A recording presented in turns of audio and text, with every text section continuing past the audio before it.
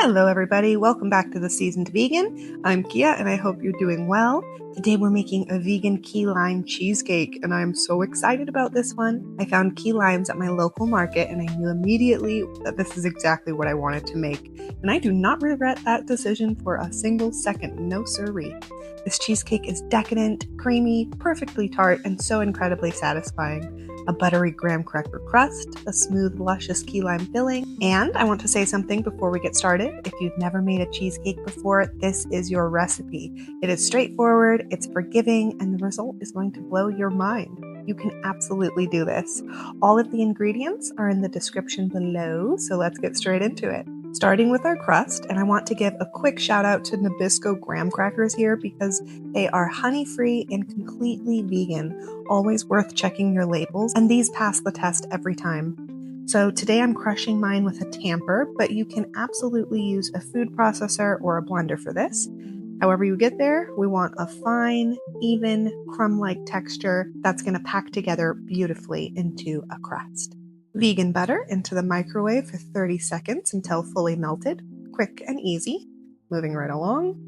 Graham cracker crumbs, sugar, and the melted butter all go together, and we're mixing until it looks and feels like wet sand. That wet sand consistency is exactly what tells you the ratio is right and that this crust is going to press together and hold beautifully. See that texture? That's what we're going for right there. Now prepping our pan. I'm using a springform pan today, lined with parchment paper and wrapped with foil on the outside for extra protection against any leakage. But if you don't have a springform pan, a pie pan works perfectly well here too. Either way, get it prepped and ready before the crust goes in. Now we're pressing the crust firmly into the pan, and I really mean firmly. I'm using my tamper and the bottom of a metal bowl to pack this down as tightly as possible. A well-pressed crust is what gives you those clean, beautiful slices later where the crust holds together and doesn't crumble all over the plate. So go ahead and work from the center outward and make sure you get even coverage all the way to the edges, and take your time here. This is the foundation of the whole cheesecake and it deserves your attention. And there we go. That is the crust, compact, even, and ready for the oven. Crust goes into a 375-degree oven for 7 minutes, just enough to set it and get that light golden color that makes a graham cracker crust so irresistible. And once it comes out, let it cool completely before the filling goes on, because we do not want a warm crust ruining our beautiful filling. So while the crust bakes and cools, we're going to move on to the key limes. These little guys are so worth seeking out if you can find them at your local market. The flavor of a key lime compared to a regular lime is more floral, more complex, and more intensely tart in the most wonderful way. I'm juicing and zesting mine because I want every bit of that key lime flavor in this cheesecake. The zest especially adds such a beautiful aromatic quality. Now for the filling, and I have to be very specific here because this matters, I only use Tofutti vegan cream cheese for this recipe.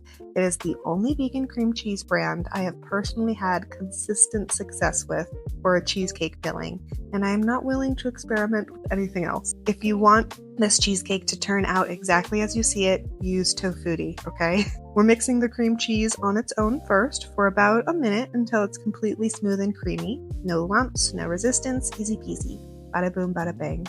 Now in goes the sugar, our fresh key lime juice, zest, and coconut cream.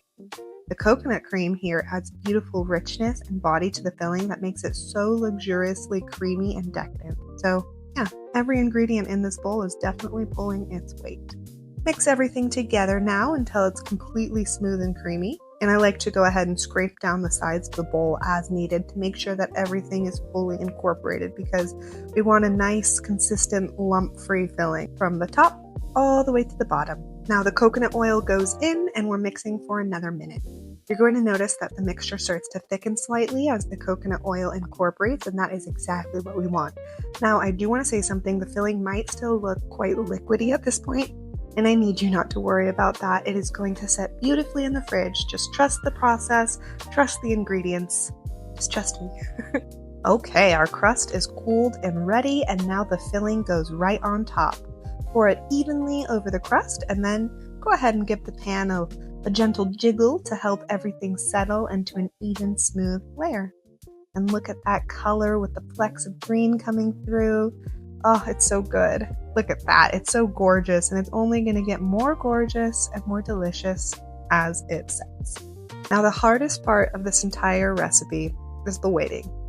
This cheesecake needs a minimum of 12 hours in the fridge to fully set and become sliceable.